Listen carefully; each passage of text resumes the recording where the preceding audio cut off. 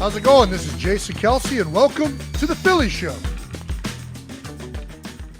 Hello, everybody. Welcome to the Phillies Show. I'm Jim Salisbury, joined by Ruben Amaro Jr., and our good friend Todd Zalecki is on assignment today, so he is not with us for this very special event. We are thrilled to have Jason Kelce on with us. Eagles legend, number 62 in your program, number 1 in your heart. Beloved throughout the city, Super Bowl champ, 7 times in the Pro Bowl. Someday a Hall of Famer, and he and his brother Travis coming at you regularly on that New Heights podcast, which is a great one. Jason, we aspire to be New Heights someday. Well, you guys are a lot better than us, so it's an honor to be here. Happy to be on the show. Thanks for having me, guys. We're still on cloud 11 from that Super Bowl. How about you? Yeah, who isn't? My gosh, I really cannot recall in my lifetime a more dominant Super Bowl, and for it to be the Philadelphia Eagles, the way that season went and how they just became so dominant towards the end of it. It was a team that really embraced what the city's about, and obviously I think the entire city of Philadelphia is behind all these guys still. So really happy for all of those guys, very much so. Jason, thanks so much for being on with us. Yeah. When I look at these teams and the greatness of what the Eagles were, do you compare them? Have you thought about comparing them to like one of the greatest of all time? Because when I look at the piece by piece, I know obviously you won a Super Bowl as well and had a great team then. Do you feel like they're one of the best of all time? In terms of like the entire NFL or entire Eagles history? NFL. Yeah, I mean, you'd be hard pressed to find a lot of teams with any teams really with that much more talent than these guys. They were loaded top to bottom for Bear from the get-go, and it really came together full force. They were a great combination of having a lot of talent, great coaches, and it all peaking and health-wise being fully healthy at the end of the year. You look at their offense, I mean, there's not a weakness. The 2 guys they have out wide in A.J. Brown and Devontae Smith, they have great tight ends and Dallas Goedert. The offensive line, my goodness, I mean, pure size, strength, athleticism. They can do it all.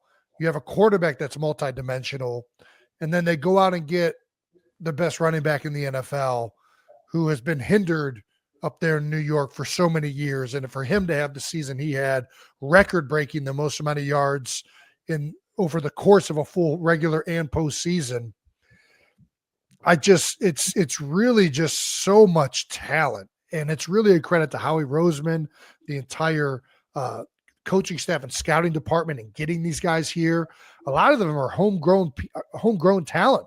And they go over to the defensive side of the ball, and all these young guys pan out. The defensive backs, Cooper DeJean and Quinyon Mitchell. Then all of a sudden, Reed is homegrown. The entire defensive line, and Carter and Sweat. I mean, it's just was so masterfully done.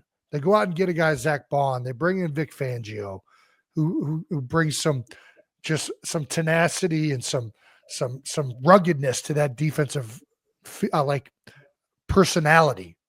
And it really ended up representing what I think Philadelphia is about, which is toughness and physicality and that blue collar, just we're not going to take crap from nobody vibe, which is one of the things that, Brian Dawkins brought for a long time. And it was really fun to watch at the end of the year. It really was.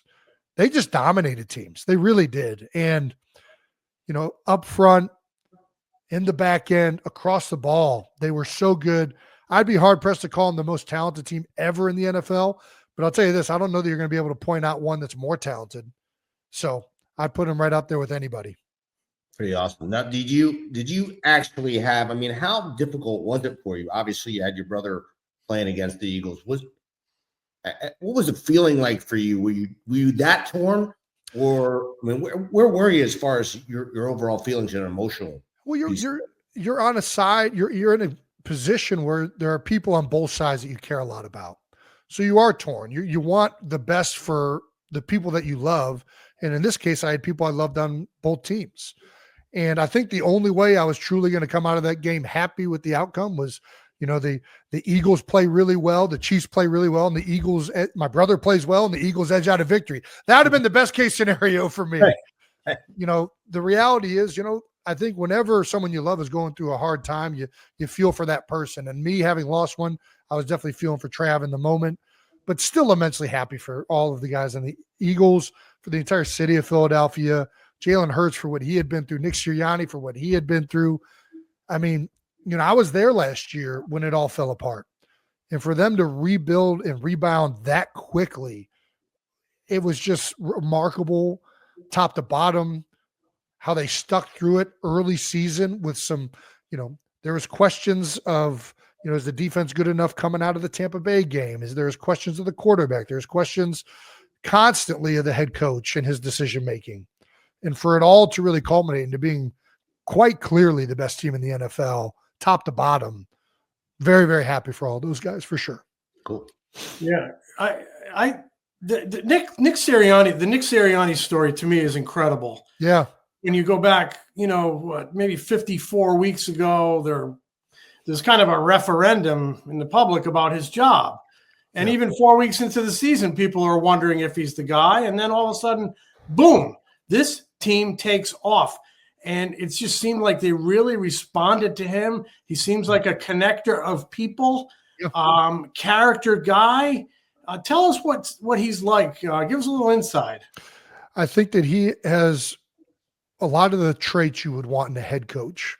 He's very, very good at connecting with people, like you just said, Jim. I mean, his ability to connect with anybody in the locker room, all the coaches in the front office, and be a guy that bridges communication is such a crucial role in the NFL. There's so many different departments and position groups, and all of these guys have players from all over the country.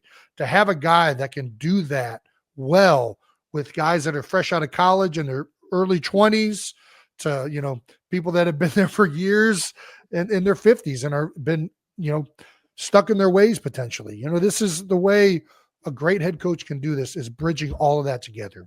And he's a great motivator. He's one of the best, in my opinion, in team meetings and making that useful and getting guys to gain something out of them. Most of the time meetings are like, the team meeting is, we're going to go over the schedule for the day. We're going to talk about one or two things that really aren't going to make that big of an impact. And then we're going to go to our actual offensive meetings. We're going to install what we're doing for the week. And I'm really excited to do that.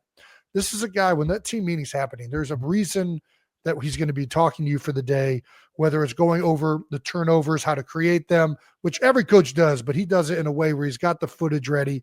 He's passionate about what he's talking about, whether it's giving a point for you to learn about the rules of the game that are changing or being called a certain way, whether it's trying to teach you about situational football.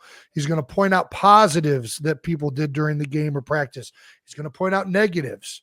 And none of it's done in a way to call guys out. It's all just done in the overarching goal of improving each and every day. He practices what he preaches. He's consistent, but still keeps it fresh. I think he does a lot of things at a high level from a head coaching perspective. And on top of that, he's driven to be the best in the world. This guy is competitive as all can be.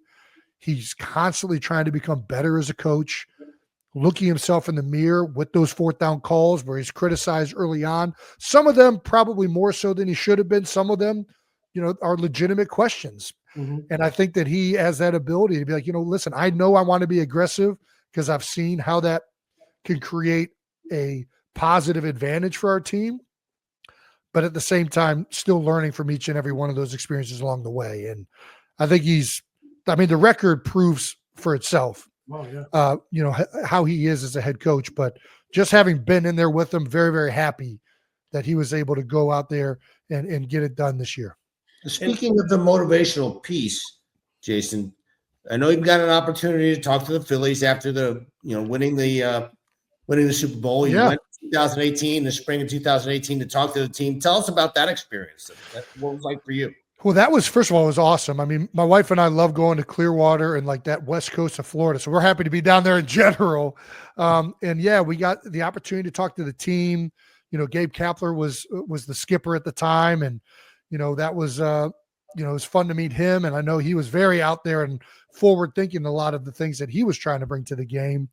But got to go in the locker room and, I didn't want to make it too much because as an outsider, you never know what these guys want to hear. Got to meet a handful of them in the locker room.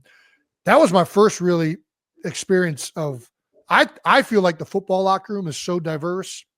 And then you go to a baseball locker room, and like some of these guys don't even spit. Like it's like broken English in there. And I'm like, okay, this is a whole nother world of trying to bridge people together. So a lot of respect for all the skippers and players out there of trying to facilitate that environment. It was fun. All the guys are fired up. I mean, they're in spring training. They're geared up for the season. So yeah, it was an awesome experience. You're kind of a semi-regular at Citizens Bank Park. You go to games. I mean, you're a close personal friend of the Fanatic. Yep. You see you around with him. You're chugging beers or shotgunning beers during the playoffs. You're on Fanavision, giving like a big rally cry to the crowd. I think they save that for the big moments. Sure. And there's there's some bleeps in there, which gotta get the folks revved up a little bit. What was it like? I think they debuted that in the playoffs in 2022. Yep. And what was it like to film that with the guys from the Phillies? The video crew, the social media crew, the scoreboard crew. They do a great job over there. So I got in contact with John Brazier with the Phillies and then the Fanatic, and they've all been more than welcoming to all the sports teams and being involved with the Phillies. And I think that they've done a great job, as good as any of the sports teams in this city, of embracing Philadelphia.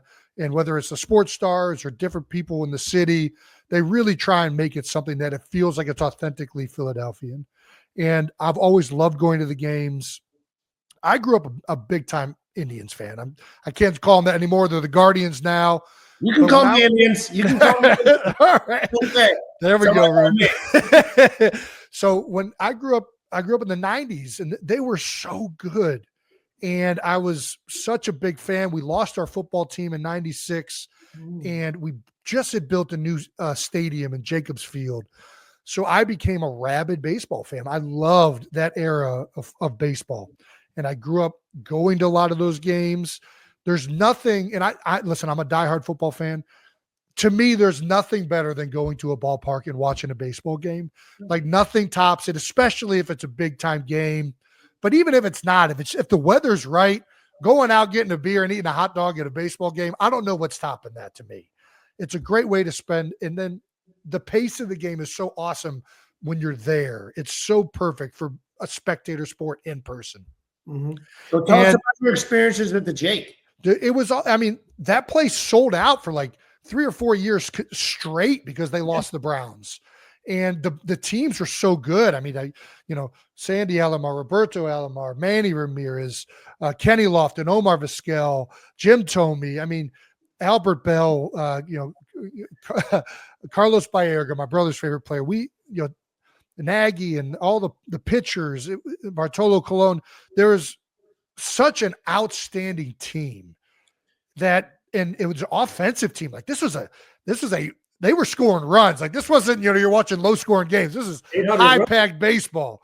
So it was fun it was a blast to watch. It galvanized the city, and it's been similar. I mean, we never won one in Cleveland when I was there. We got close. I think it might have happened the year of the strike.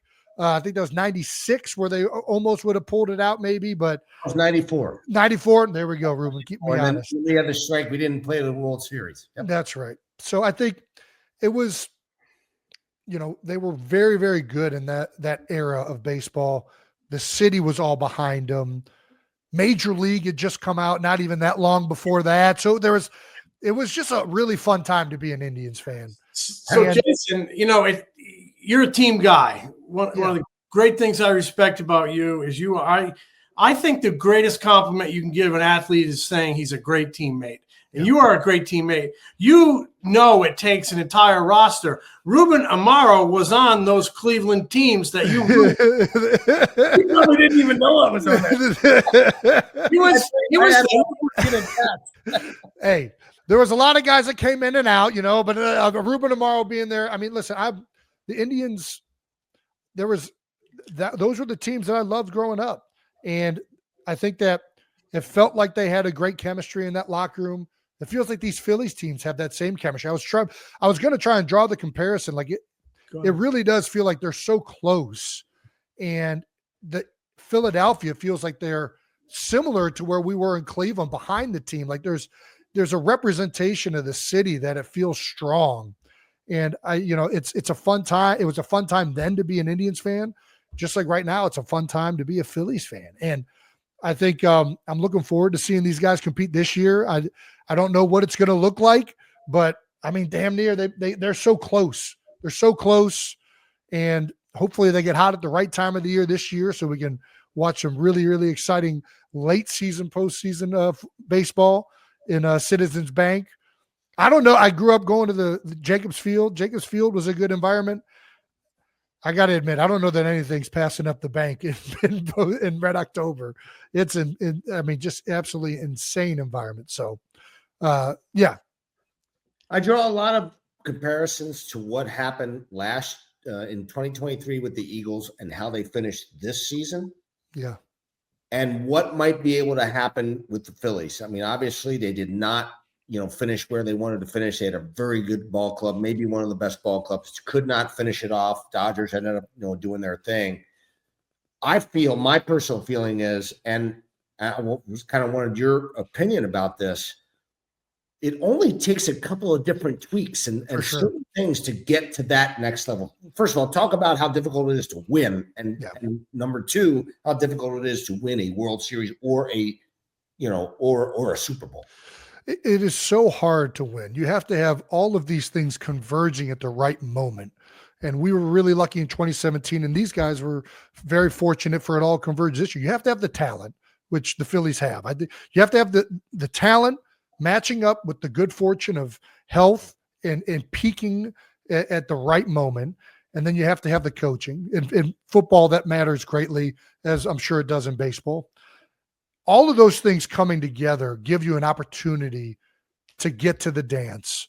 And all you want is just that opportunity. And I think that the Eagles, we had that in 2017, all come together beautifully. They had it this past year. And that's a reason it's so hard, especially in football, to repeat. What my brother has done in Kansas City has been truly remarkable. I mean, they've been to 7 consecutive AFC championship games. They've been to 5 Super Bowls.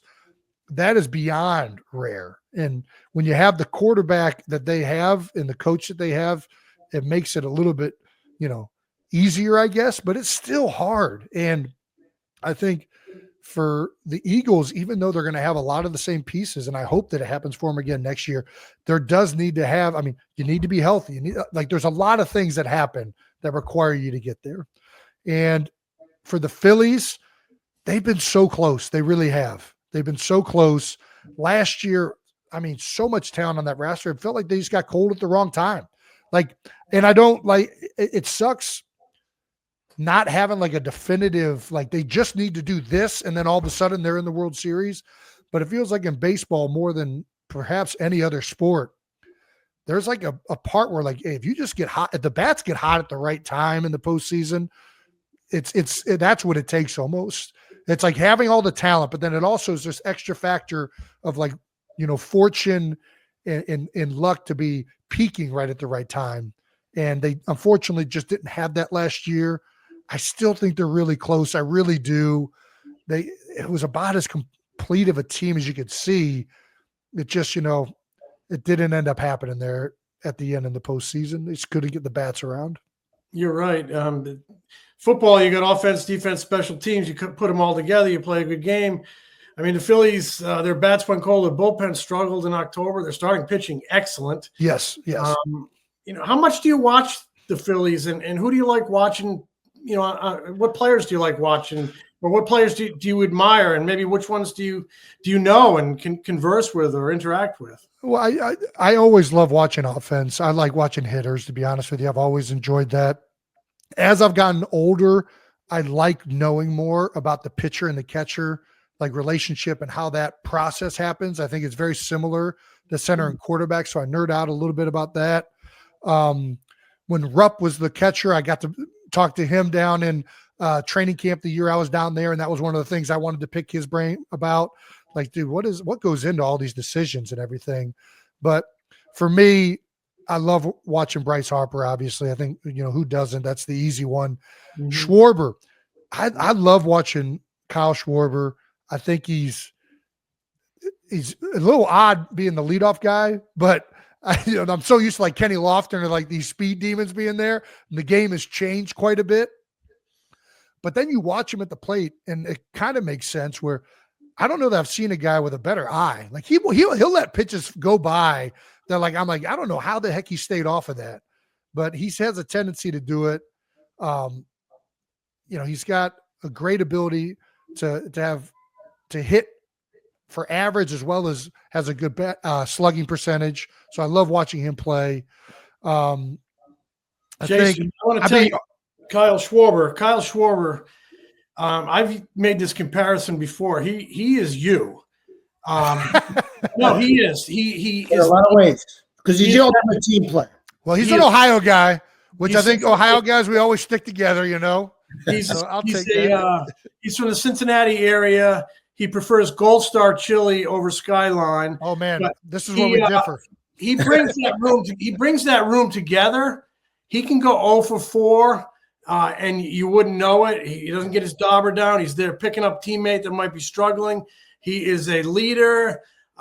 He's tough. He plays all the time. And he reminds me, and he's just a character guy. Reminds me a lot of you. It might be that Ohio upbringing. Yeah, I mean, I love the way he plays the game and his temperament, and it's great to hear that is. I've always heard that in the locker room. He's very much the team guy and one of the guys that glues everything together. And those are important pieces, whether it's baseball or football.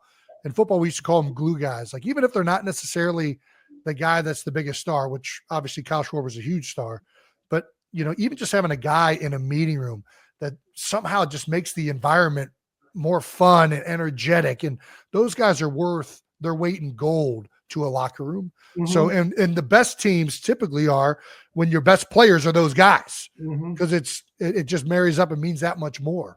So that's not surprising to hear. Also, I got to say too, I got to give Zach Wheeler props because especially in the postseason, watching what he was doing out there. And I think, that's something that I don't know enough about the game to nerd out about pitching and in that aspect of it. I wish I knew more about it and like what goes into pitch selection, and especially in today's game with all the analytics and pitch selection and what each and every batter, their strengths and weaknesses are, and going into it with that type of meticulous understanding. But then I talked to a guy like CC Sabathia and say, hey, he's still got to hit my stuff. So I'm still throwing that slider. Like, I don't care what the analytics say. If he's good at the slider, he hasn't faced CC's slider. So I think it's fun to watch that aspect of it. And I would love to know more about that, the ins and outs of the mental part of that game. One of the glue guys that I like to talk about, and one of the greatest people in the game, and I think you mentioned him when you were mentioning some of the guys that you had grown up watching, was Jim Thome. And my little birdie told me that Jim Thome was one of your favorite players. That's what I understand. Yes. Is that not true? And I will tell you that back in the day, I don't know when it was happening at the Jake, it was also happening on the flats. I don't know. Oh yeah. Jim Thome and I were hanging at the flats at Shooters. That was our spot. Ruben was bigger at the flats than he was at the Jake. Hey. Nothing wrong with that. I would have been too. That was a fun time, man. Yeah, I think, Thome was my favorite player. I mean, for a second, it was Albert Bell. That was my first Indian that I fell in love with. And we actually named our dog Bell after Albert Bell growing up. But after that, it was Jim Thome all the way. And I loved all those players for different reasons. But Thome just went about the game the right way. He's everybody. I mean, I think he was everybody in Cleveland's favorite guy. And then that was one of the weird connections I had to Philadelphia right away before I ever came here, was that Thome came here. Charlie Manuel came here. There was an Indians kind of move over here. And And obviously Charlie ended up having really the World Series and immense success here, but it was fun watching those guys come over here. But yeah, Jim Thome was the guy in Cleveland. He was my favorite player. Obviously, the home run 90s era, that was what the game was about. It still is in some ways today, but certainly in the 90s, it was big. So love Jim Thome. Big time fan. We did try to get Jim Thome on the show today. He is actually in Arizona right now with the White Sox as an ambassador on the field in uniform. Oh, wow. Holy cow. But Ruben and Jason, yes, we did try to get Jim Thome. He was unavailable, but he did send something along for Jason. Oh, gosh. Jim Thome, just wanted to say hello. I know you're on the podcast today with the boys. Big fan. You say you're a big fan. Well, I'm an even bigger fan. So this is amazing. Glad you got to go on the show. You're doing great with your podcast work. Keep going. I've loved you as a player and as a person. Representing Cleveland the way you do has just been amazing. And continue all the great work with Travis, and nothing but the best. Just so you know, we got something special for you that we'll be sending you real soon. So enjoy, wow. Have fun today, and we'll see you soon. That fires me up. Oh my gosh, that was amazing. Yeah, that's pretty so cool. He was the best when he came to Philadelphia. Obviously a teammate of mine, but I was then assistant GM when he came. He really put the Phillies back on the map in a lot of ways, and I owe a lot to him as a friend and as a player and as an ambassador of the game. I mean, and he did everything the right way. And I think that's why in Cleveland, he was so well respected. And obviously it ended up being the same thing in Philadelphia. Like, there was no nonsense. He just loved the game of baseball, worked his ass off, and you could tell that his teammates loved him. And at the end of the day, that's the legacy you leave behind. And the one you want to leave behind is that you're a great teammate and that you worked hard. I mean, what else could you leave behind that's better than that? I mean, being one of the all-time home run record holders in the game doesn't hurt either. But I mean, he was Mr. Cleveland growing up and still is. I mean, you still mention his name down there in the flats. People are going to be raving. what a good, I mean, a great Hall of Fame player, but just a good person. You know, you'd see him come out for batting practice on the road, and the home team would, they'd linger around because they wanted to shake his hand. A lot of the opposing players would want to just say hi to Jim Thome because just universally loved throughout the game. Just a great, great man. I'm so happy he was able to. And it says a lot about you that, he was your favorite player. You gravitated toward a guy like that. Yes, absolutely. I mean, I think that a lot of the players that we loved in Cleveland are the same type of players that Philadelphia loves. And I think that it's no surprise to me that he was just as beloved in Philly in his short stint here as he was in Cleveland. And I loved the players growing up. They gave great effort. It seemed like it meant a lot to them. And that felt like they were team guys. Mm-hmm. And that's the vibe you got with Jim. That's the vibe you got with trying to think of another, Sandy Alomar. That's the vibe you got with a lot of those Indians guys. And that's one of the reasons that organization was so well run and good. And yeah, for sure.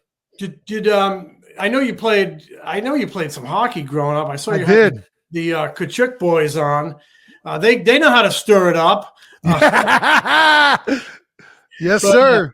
But did you play any baseball growing up? I did. So I played baseball.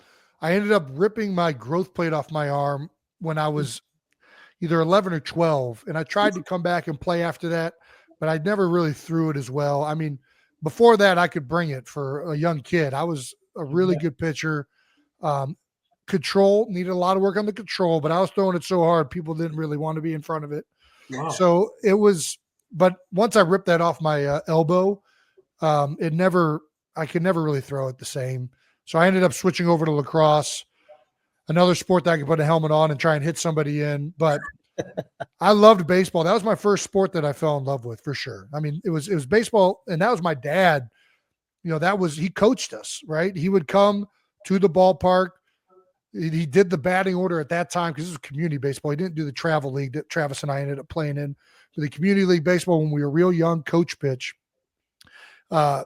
He did the lineup based on whoever showed up. And if you showed up first, you were batting first. If you showed up second, you were batting second. And if you weren't one of the first 9 guys to show up, you were starting on the bench. And I think his whole reason for doing that was, we're trying to instill values and things in these kids right now. That's the most important thing, but he got us out there on the tee at a young age and got us to fall in love with the sport. And I wish my elbow, it'd be interesting if my elbow wouldn't ever done that, kept playing, who knows what would have happened, but I still get MRIs today. And they're like, hey, you got like a piece of bone sticking out right there. I'm like, yeah, that's from a long time ago. Don't worry about that. Well, you'll have to he has to get out the slug ball, Ruben. That's right. We got to get him out. Hey, Jason, I just wanted to ask you, in your wildest dreams growing up, you're talking about your childhood. In your wildest dreams, did you ever think that you'd be doing the things that you do now, the platform that you're on, the podcast, the show that you have, the late night show, all the things now? Your wife is probably even more popular than you are. Rightfully so. Did you ever think that this was going to be your life? No, of course not. Not in a million years. I had no idea. I mean, my parents didn't, professional sports was not like an achievable thing. You know what I mean? Like, we were really good. And my dad always used to tell me, no matter how big and fast and strong you are, there's somebody out there who's bigger, faster, and stronger than you. Like, make sure you're staying in school, getting good grades, just keep working. And I'd never really growing up, it's a dream, but it's not like something that's tangible that you feel like is ever going to happen. And the moment you first start realizing you get into high school, and then you realize, okay, I'm as good as some of these guys going to college. Maybe I can go to college one day. And then sure enough, that happens. And then in college, some of these guys start going to the NFL, and you're like, you know what? I can hang with this guy in the football field. Maybe I can make it to the NFL one day. And sure enough, at some point it all just falls in line, and, you just keep working and keep trying and, keep, putting everything you got into it. And we were really fortunate to have the ability matched up with the good fortune of staying healthy, to have these long careers. And now for some reason, everybody likes listening to us talking to a microphone. I haven't quite figured that out yet, but we're running with it. And, but yeah, no, not in a million years. I mean, I didn't know if I was going to work in the steel mills, because that's what my dad did. My dad he sold, at first he was in the mills, then he started selling a sand product that helped in the cooling of the steel in Cleveland. And, I was like, man, maybe I'm going to go into these mills. I remember going and visiting them, and we'd have to put on all this flame retardant gear with my dad, and then we'd be walking, and there'd be this giant ladle, massive, going over our head with molten steel in it, and just thinking about how awesome this was. So who knows? In another lifetime, maybe I'm working in a steel mill in Cleveland, Ohio. But I know that the Philadelphia fans are happy you didn't, and that you got to don that uniform, because you made it special for a lot of people for many, many years. So we as a Philadelphian, I can appreciate everything that you've done for this city, and I wish you all the best in all of your future endeavors. I don't know. There's so many of them. I don't know. We're going to start narrowing them down here, but I do appreciate it, Ruben. I mean, I feel very fortunate to have come to Philadelphia. I think Philly, look at that. There's Baloo. Is that a moose? That's my dog, Bubba. You are? He's struggling. He's having some heart issues. Hopefully, I don't know how much longer we're going to get out of him, but he's doing good right now.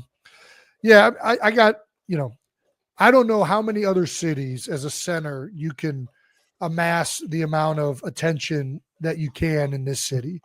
And it's a testament to, what they care about in their football players. All they care about is that you work your ass off. They obviously want you to be a really good player, but they want somebody that's passionate and cares as much as they do.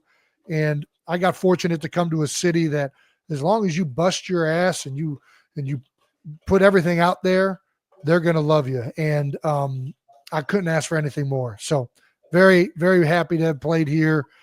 Very happy to live here still. Very happy to watch the Phillies this year. No doubt about it.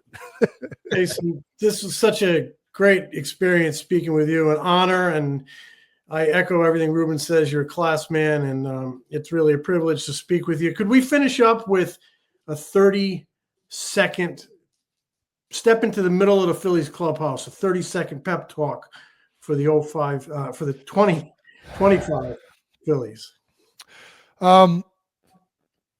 Man, trying to think of like where I would go with that if I could do anything. Turn you on the museum steps. Well, museum steps is hard. That's at the end of it. Unfortunately, that's the easy one. After you've already got everything accomplished. Usually to start the season off, if I'm talking to the group, boys, we got a unique position here. We got a lot of talent, more talent than potentially anybody else in this league. And as long as we just keep going every single day, keep working to improve, keep getting better, when this thing is all said and done, we'll be in the right mindset in the right moment when it matters most. But we got to take care of each and every game, take care of each and every week. The World Series is the goal, but all we're going to do is win today. And it starts right now, starts right here in Clearwater, Florida. We're just going to take it one day at a time. And if we just keep stacking them, just keep improving, we'll be the best team we can be come October. That's what I would say. There we go. Oh, perfect. Awesome stuff. You might have to take over for Topper. I have a feeling Topper's spreading a similar message. You'll just be just fine. No doubt. No doubt. Hey, thanks so much, Jason. Really appreciate you taking the time. I know you're a super busy guy, man, and you got so much going down. For you to take the time to do this, I'm sincerely, really, really, really grateful that you joined us. Absolutely honored to be here, guys. Thanks for having me. Good luck to the Phillies this year. Hopefully you guys have a lot of great Philly shows ahead of you with a lot of optimism. The Philly Show is brought to you by the Foul Territory Network. Subscribe to The Philly Show on YouTube and wherever you get your podcasts. If you like us, give us a review. Follow us on Instagram, TikTok, X, Facebook, and Threads. Find Ruben's analysis before, during, and after Phillies games on NBC Sports Philadelphia, on the Sports Radio 94 WIP Morning Show, and MLB Network. Find Jim at allphly.com. Find me at MLB.com, the Phillies Beat newsletter, and MLB Network.